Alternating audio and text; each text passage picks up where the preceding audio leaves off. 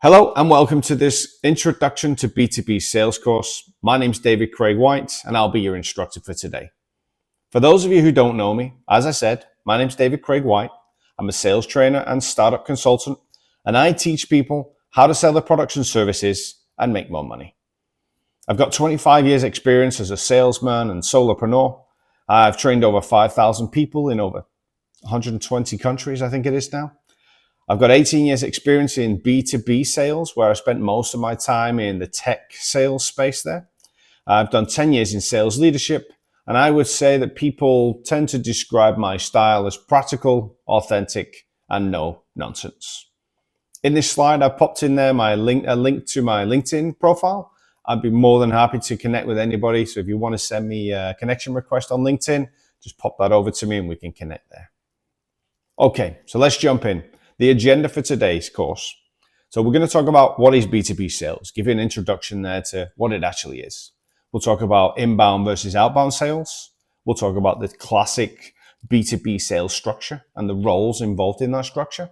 Then we'll talk about the career paths, what you can expect to see, before talking about the benefits of a B2B sales career. And then we'll wrap up by talking about the core characteristics, what you should expect to see and have, hopefully, in order for you to be able to succeed in B2B sales. Today's session should take about 30 minutes, give or take. So let's jump in. Okay, so course objectives.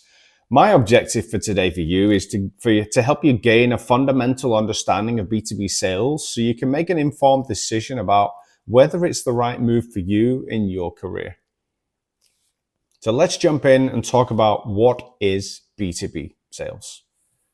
B2B stands for business to business. And in a nutshell, that means your B2B is businesses that sell to other businesses. And this is in sort of the opposite to B2C sales, which you might have heard of, which is business to consumer sales. And that is, of course, businesses who are selling to consumers, like your typical retailers or your supermarket, etc. Now, the key difference between B2B and B2C, and this is important for those of you who maybe already work in B2C sales and are considering moving into B2B, is you're going to notice sort of three core differentiations. And that means that there's going to be longer sales cycles, so they'll take longer to actually close the deal. There's larger order values typically, and there's multiple stakeholders. So B2B sales is typically a lot more complex than your classic B2C, which can be very transactional, very fast. You're typically dealing with maybe one person or two in the decision-making process, in comparison to B2B, where you could be dealing with several different people and have to have multiple meetings, and it will last a lot longer. But of course, yes, like I said, the order values are typically a bit longer. And then just to sort of throw in a bit of confusion for you here, there's also B2BC, which is businesses that sell to other businesses and consumers. Now, a good example of a B2BC would be, let me think, electrical companies or telephone like providers. So somebody who provides you mobile telephone contract or internet, they typically will have a B2B unit inside of the organization. So it's quite common that a lot of, I would say most of the big B2C organizations always have like a small B2B section of the business, which is why we would class them as a B2BC, because they sell to both businesses and consumers. Hope that made sense. Just to wrap it up here. So B2B is business to business, B2C, business to consumer, and B2BC, business to business and consumer. There's a lot of B2B, B2B, B2B there. So apologies. All right, so let's B2B. Let's talk about inbound versus outbound sales, because this is something you'll need to understand when moving into a B2B sales role.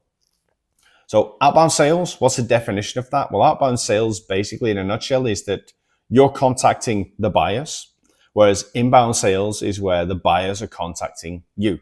So that's the key differentiation between inbound and outbound when we just talk about it in a real simplistic way.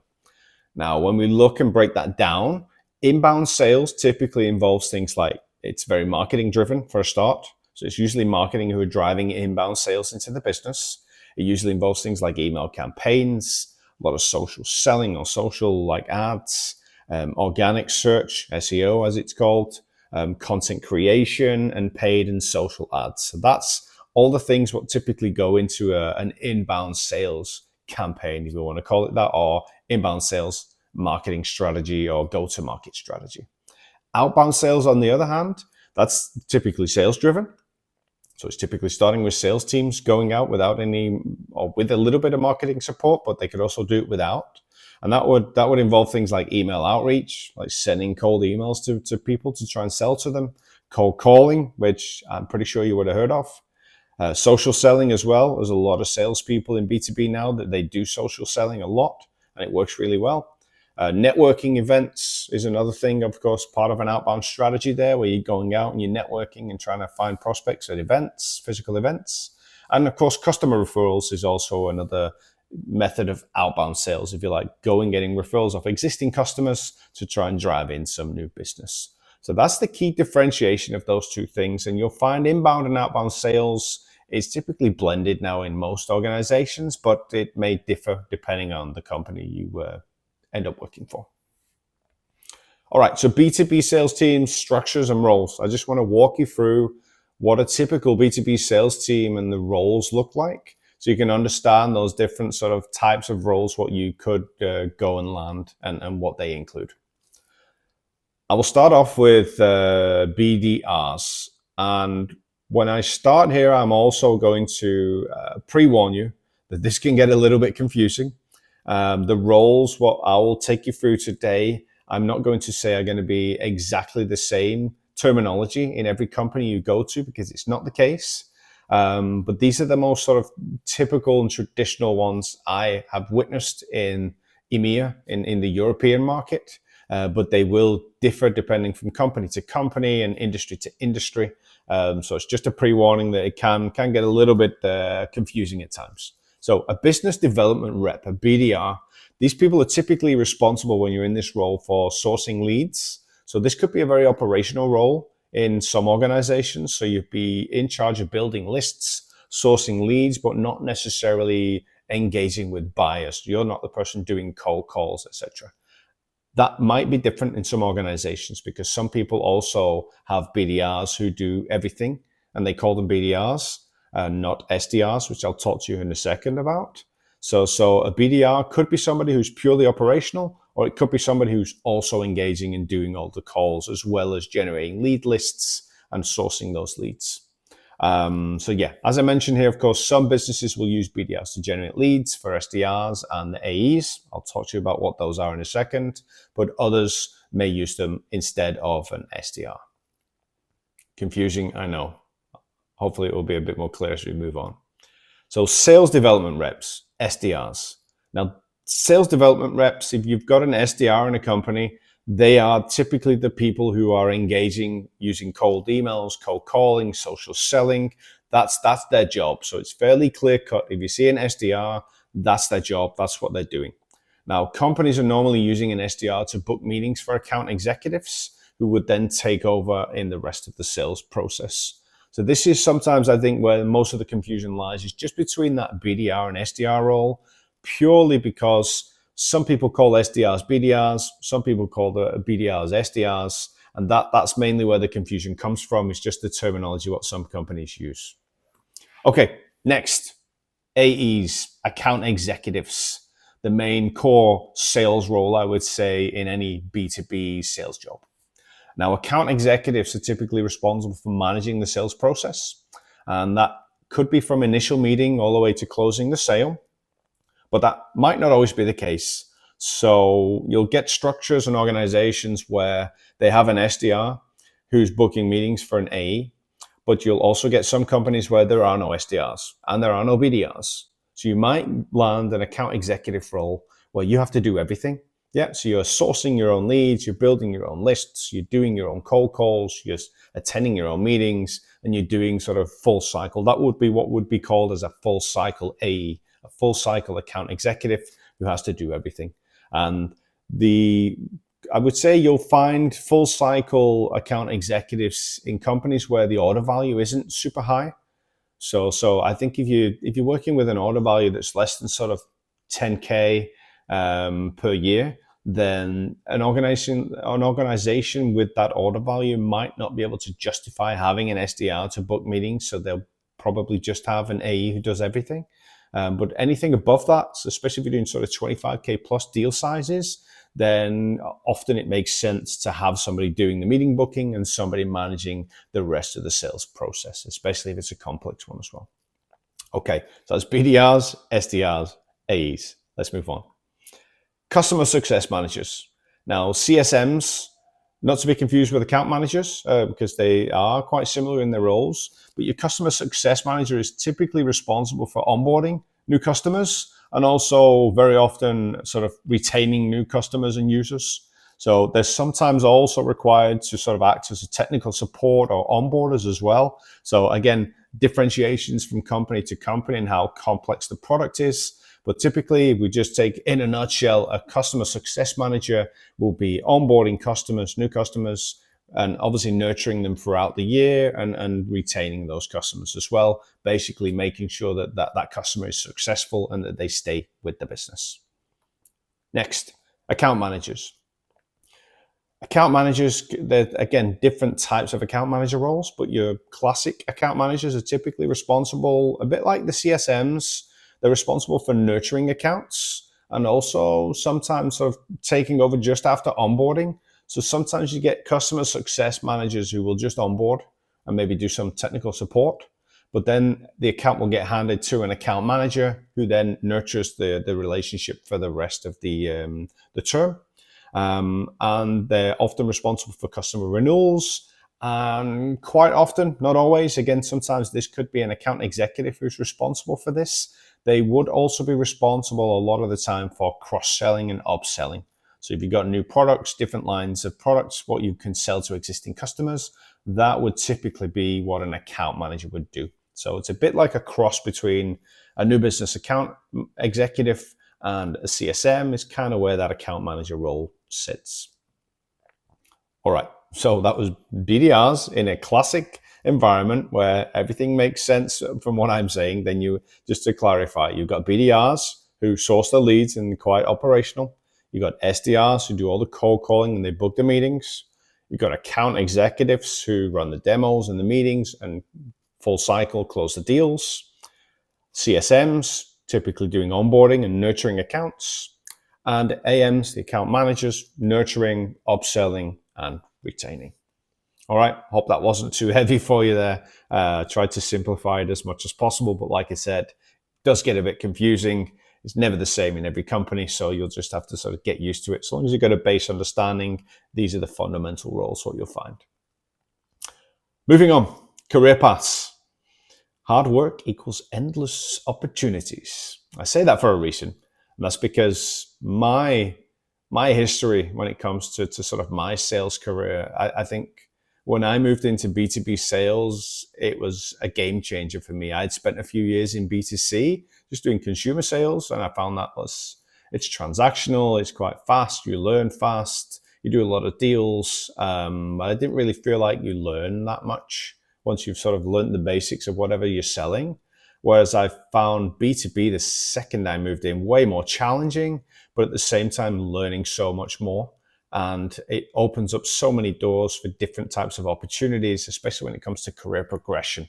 I was able to fast track my career and literally go from booking meetings to being an account executive to being a team lead and a sales manager and to VP of sales and so on. So I had a real good experience myself, and I've seen that as well multiple times. So I would say the career opportunities, what B2B sales offers in comparison to B2C, are very much different to what you would expect. So we talked before about BDRs, and I talked about the classic BDR, the ones who are generating leads and just sort of building lists. They're very operational. So if you're a BDR and starting off and you're in an operational role, your persona probably doesn't match that of a typical salesperson.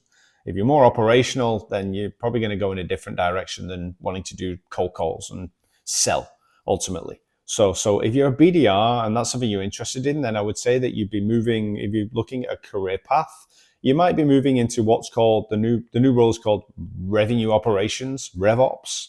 So you could move into a revenue operations role from a BDR role. That might make sense. Sales operations roles are also very common. So you would still be in the sales team, but you would be more sort of managing the CRM and processes, different things like that. So that would be the typical career path, for a very operational BDR. And then we've got a fairly linear progress when it comes to where you go from SDR. If you start in a typical starting role as an SDR, maybe a junior SDR, could be your first sales job, booking meetings, then your trajectory, can never say that word properly, they would typically go from SDR to account executive into a sales leadership role. And like I said, that's what I did. I was booking meetings. Then I just decided, hey, I don't want to book meetings anymore. Please let me try and close my own deals. I did that. It worked out really well. I had a great opportunity to do so. And then literally within 12 months of making that shift, I had then also done a transition into a leadership role. So it can move really fast. That would be the traditional, typical progress, I would say, what you would make. There's also the opportunity sometimes if you're in a bigger company where there's a big team of SDRs, you could go from SDR to SDR team lead, where you're actually managing a team of SDRs. Then you could move into an account executive role, and then you could move into a different role. So there's lots of different options. You might discover as well along the way that maybe an account manager role or a customer success manager role is more suited to your persona. So it's not like saying that this is the only route. I'm just giving the options here for what are the classic routes. So there's lots, like I said, there's lots of different opportunities, lots of different directions you can take. So I would just say, if you're going to take this jump into B2B sales, know that if you work hard and you put in the work and you communicate, obviously what you want to do as part of your goals in your career, then you'll have a very good opportunity for actually making that happen, which is very unique, I think, to any sort of job in any industry. Cool. Next, the benefits of a B2B sales career. And again, I've just mentioned that, a unique opportunity with endless possibilities. And that I strongly believe, for the reasons what I've already mentioned, is that I thought B2B sales for me was an amazing transition. And I would never, ever change that and never go back. So I'm just going to take you through just a few of the key benefits, what I think make a B2B sales career very special and very unique. And we'll take it from there. First and foremost, one of the first things I was always super impressed and shocked about was the fact that there's no entry requirements. You can go and get a junior SDR role, an entry SDR role, without any education, without any experience. Now, it's not easy, right? You've got to prove yourself, but I think that the fact is, if you're natural with people, you have good communication skills, then if you get an interview for an SDR role, a good sales leader who's interviewing you, they'll recognize that in you.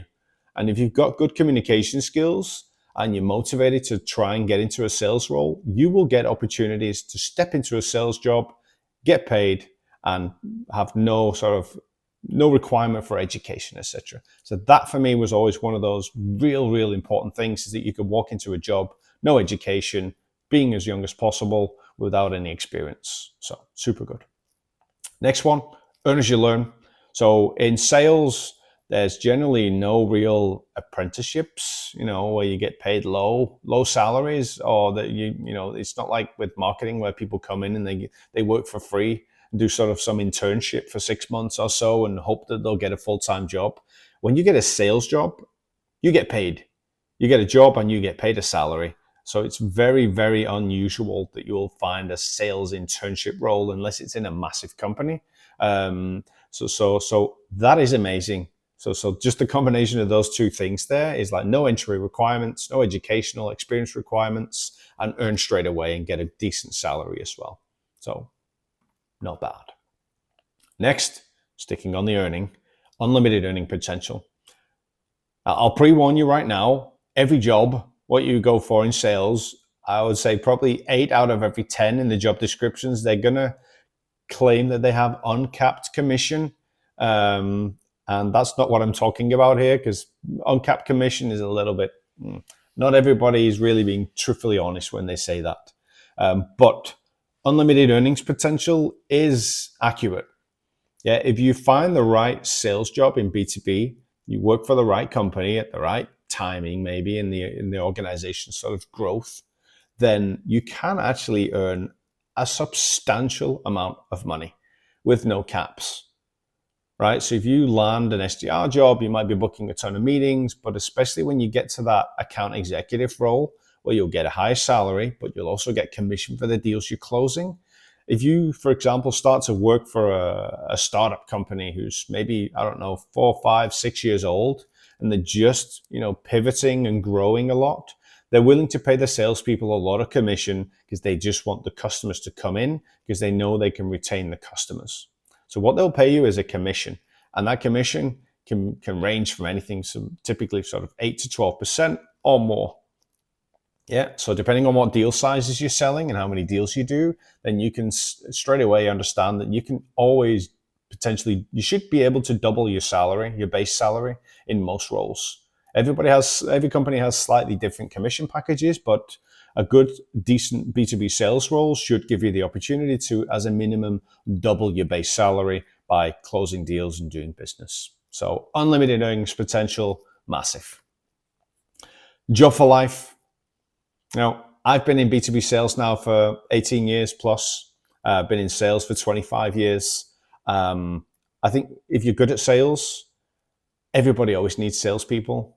Yeah, I'd sometimes say you're recession proof, which is kind of accurate, right? Because when companies are doing good, they will want more good salespeople. When companies are doing bad, they need good salespeople to keep them afloat. So good salespeople are always in demand. So if you really, really do move into a B2B sales role, educate yourself, keep training yourself and making sure you're good at what you do, then you will have a job for life if you enjoy it, of course. And I think that was, for me, that's been amazing. I always feel comfortable that I can go out and get a job elsewhere. I don't fear getting fired because I know I'm good at my job. So I always had that embedded in me, which gave me confidence, but also made me feel like no matter what, I'll always be able to go and find a job doing sales. Ongoing personal development. I mentioned this a little bit earlier. When you move into B2B sales, the development opportunities, what you have in comparison to a B2C sales role, are totally radically different. Now, a lot of it, I would say, should be self-education. I think it's the wrong attitude to go into any job and expect that your employer should be paying for all of your training and all of your learnings. Yes, they should be teaching you their own products and giving you product training and maybe some sales training. But I think the ongoing personal development comes from yourself. It comes from your own hunger to go and learn and get better at what you're doing. And that's just something what's really respected as well by your manager, really respected by companies. A lot of companies will actually help you and support you in that. They might pay for courses. They might give you something towards them. But they'll definitely always appreciate it. So, and it's not just you taking courses where the development comes from. I think you also learn a lot just in general by speaking to other businesses. So the ongoing personal development for me is second to none when it comes to any other kind of industry. I mentioned again earlier on about fast track career progression. I've never ever in my life witnessed the potential to be able to fast track your career so much as in B2B sales. I've done it myself. I've seen tons of people I've worked with before, tons of people I've coached and trained. I've seen them just go from SDR to AE to sales leader to VP of sales for big companies in literally 2 or 3 years. Some of them even shorter. I would always recommend that you try and spend, 12 to 18 months at least in that SDR role or whatever your starting role is, because that's where you're also going to learn a lot. And you need that experience, or you will need that experience if you're going to go in leadership. So I don't recommend fast tracking yourself and just trying to get promoted after your first 3 months in B2B sales. But rest assured that whether it's inside of the company, what you end up at, or whether it's in another company, you will have the opportunities, if you're good at what you do, to get a very sort of fast career progression wherever you go. Freedom to be yourself. This is another big one for me. You don't have to be fake when you work in sales and B2B sales. You get more credit for being genuine and just being yourself. And I think that that's unique. I think a lot of jobs you have to sort of pretend you're somebody you're not.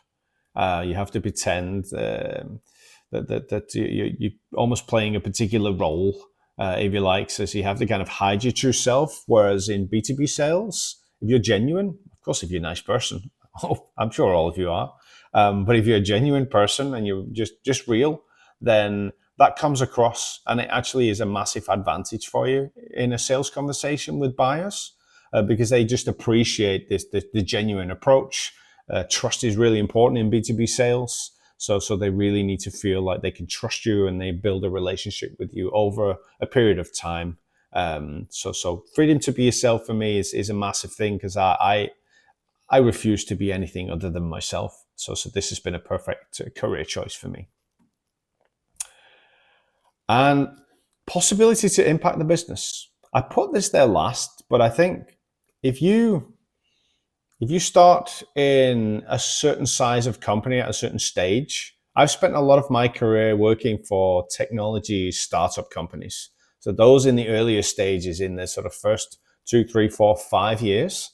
And one of the most sort of pleasing things for me, where I got most of my satisfaction from, was the fact that I had the possibility to impact the business. So I could see the sales I was making or the input I was giving to the products and etc. Like that really had an impact on the business. It helped us grow. I could implement processes or ideas which I saw the rest of the team use. And then I see the company grow, and I see that, there's now a team of 25 salespeople, and they're actually using and implementing what I suggested we put into place 2 years ago, or whatever it may be, 6 months ago. And that there is like massive. I think we all want to have an influence where we work, but especially if you work in bigger companies, it becomes quite difficult to do so. So having the possibility to impact a business is massive. And I wouldn't just isolate that to the business where you're working.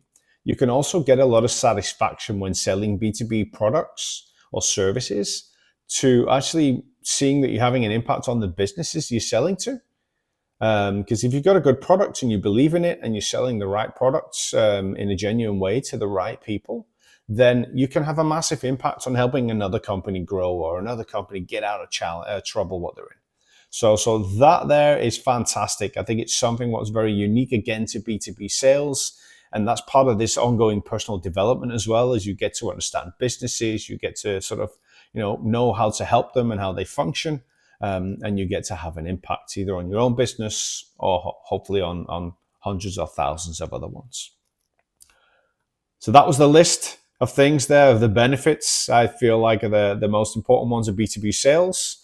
And now I just want to wrap up by just talking to you about the characteristics required if you want to succeed in B2B sales. Now, do you have to have all of these straight away? No. It might not be the case, but I think what I'm going to go through here is a fundamental list of things where I believe these are really important for you to either have or be able to develop and work on these particular skills and characteristics if you really want to be successful and you want to survive ultimately in B2B sales. First and definitely foremost, resilience. B2B sales, especially if you're working in new business, especially if you're going to go into an SDR role where you're cold calling all the time, like you're going to get punched in the face a lot. You're going to get knocked on the floor. You're going to get dragged around and thrown around. You're going to get told, no, go away, don't call me again, all of that. It's just part of the learning process. It doesn't end after the learning process. It's consistent. I've been doing sales for 25 years. I still get the same. And it's just that's why I say resilience is number one here. Because if you don't have resilience to deal with rejection, if you don't have resilience to pick yourself back up after you've had a bad day, then you're really not going to survive in sales. You might potentially be able to survive in a account manager role or customer success role, something like that. But still, even in those roles, you need resilience. You need to be able to deal with a tough day. You need to accept that sales is more about rejection than acceptance. So that definitely, first and foremost, resilience you need to have. Curiosity. Yeah, curiosity is way better than a list of questions. Yeah, so I always say that in sales, if you can be curious, then that will get you way, way, way further with a prospect. It will help you also build rapport and trust with a potential buyer more than just asking a ton of questions, what you've been trained to ask. Yeah, so you need to really think of yourself as being more of a consultant than a salesperson. So if you're curious when you're asking questions to prospects about the answers, what they're giving, and about the situations, rather than just thinking about your product and how to sell that, if you're actually listening to what you're being told and listening to the answers and thinking about, actually, that's interesting. Tell me more about that. Can you just explain to me how that works? I'm curious. Like that there is a really, really good skill set to have when you work in sales. And like I said, it will make you appear a lot more genuine, and it will also help you with qualifying your prospects better. Because if you understand their problems and their challenges or their goals a bit more, then it's easier for you to come up with a solution to actually help them. So curiosity, really good characteristic to have in B2B sales. People skills. Now you're going to need this. People skills are generally good to have just in life, right? But not everybody has them, unfortunately, or they're not very good at them, some people. You're going to need people skills internally, with your own colleagues, with your manager, with other people in the business. You can need them externally. You're going to need them externally in B2B sales with multiple different types of personas. So you're going to have to be able to adjust depending on if you're dealing with a senior CEO who's very direct and maybe a bit rude and abrupt, or whether you're dealing with somebody who's a bit lower level, who's very fluffy and talks a lot and needs you to put them in sort of in place and get them on track. So people skills are really, really critical in sales. If you don't have good people skills and you don't know how to adjust and adapt to different kind of people, you will struggle a lot in any sales role, but in particular in a B2B sales role. I think I've used the word authentic quite a few times now already, and that's for a reason. I think being authentic and expressing yourself and being yourself and coming across as authentic. I don't think you can try and be authentic. I think you can just be authentic. Yeah, and if you can do that and you can be your authentic self, and if your authentic self is a nice person, a respectful person and a genuine person, this will be a massive advantage for you in sales. Yeah, because trust and credibility are huge in B2B sales. It's not B2C sales. It's not transactional. You can't just speak to somebody for the first time, convince them you're a nice person over a 5-minute phone call, and then they'll buy from you. It's not like that in B2B sales. Yeah, you need to build trust. You need to build relationships. And if you can be your authentic self, that will take you a long way to achieving that. So authenticity is massive. And just like this sharp young lady here, you need to be a fast learner. You have to think on your feet. You have to learn on your feet in a B2B sales role. Like I said earlier on, you'll get training, no doubt. You'll get support off your organization, but at the same time, you're also going to have to learn on your feet. Yeah, you're going to have to figure out how to answer questions what you've never answered before. You're going to have to figure out, the details of maybe the products or services you're offering, and that's something what's going to again help you with your career trajectory. So your progress there, if you want to make good progress in your career, you're going to have to be a fast learner. You're going to have to pick up on things fast. I don't care whether you use ChatGPT or read a book or just go and ask a colleague, but just be a fast learner. Be hungry all the time for new knowledge, and that will definitely give you a big advantage as well. All right, adaptability. You need to be adaptive. Yeah, and I say this because B2B sales roles change all the time. Organizations change all the time.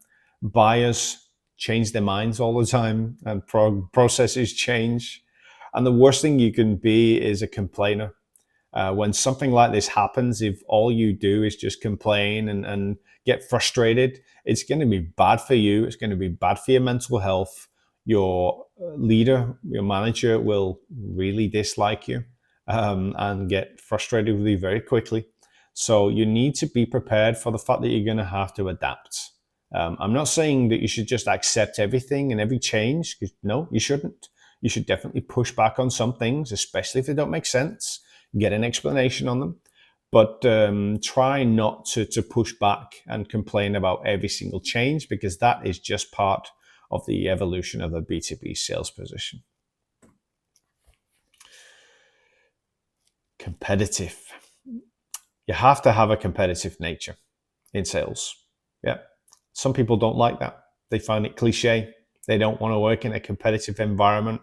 They don't want to work with a ton of male grillers banging their chest. It's just not what they like.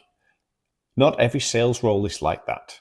Yeah, I think that's a bit old school thinking, where there's a ton of usually males all, thumping their chests, trying to beat each other and shouting across the office and bigging themselves up. It's part of the culture sometimes in some companies, but I've not witnessed that kind of culture for a long time. What you witness these days is competitive environments where people support each other.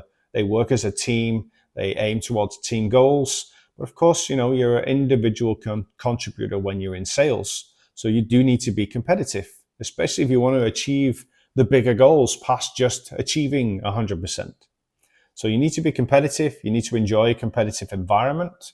And you also need to have a competitive nature in general. Because if you become number one and you become the best salesperson, your biggest challenge is, who do you compete with then? And that needs to be yourself.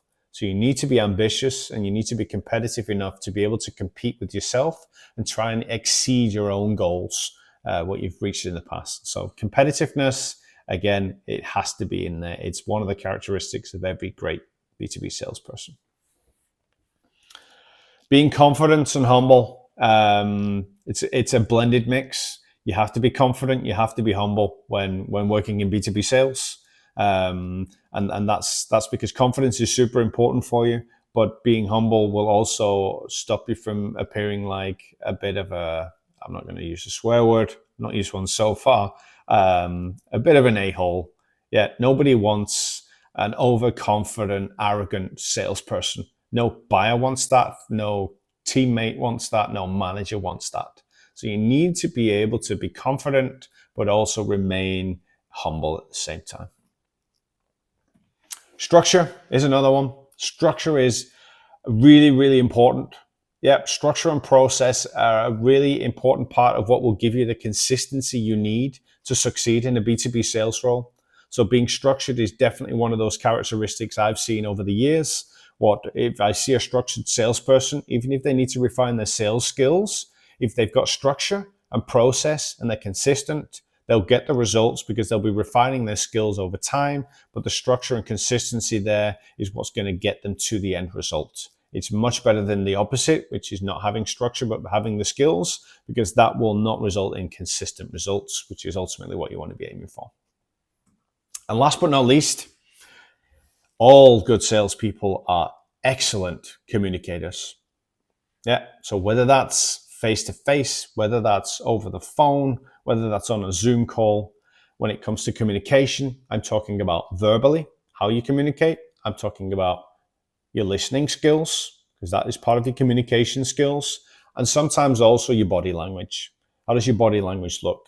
That's probably not so much a factor in the modern day when we don't do so much face-to-face sales, but still, if you're on a Zoom call, your body language is going to play a part in how your buyers on the other side of that Zoom call or Google Meet, whatever we're on, how they perceive you. So excellent communication skills are a fundamental must when it comes to being successful in B2B sales. All right. I know I've gone on a little bit longer than I said. I said it was going to be 30 minutes. I think we've gone about 10 minutes over. I hope you remained here and you got some value from this session. I just wanted to give you my contact details here. So if you've got any questions on the back of this session, my email is here in the slides, dcw@davidcraigwhite.com. I always try my best to respond to everybody who writes to me. I might not be able to respond in a string to you, answering multiple questions over time, because you might get buried in my inbox. But at least if I get an email from you after this session, maybe just put the the session, or yeah, just put the session in the subject line or whatever it is. And I'll try and answer your questions in a timely manner as much as I can. But yeah, I always try and dialogue as much as possible with all of my students. I really enjoy answering your questions, so don't hold back. Ultimately, don't hold back and ask questions if you do have any, and I can add any clarity to anything for you.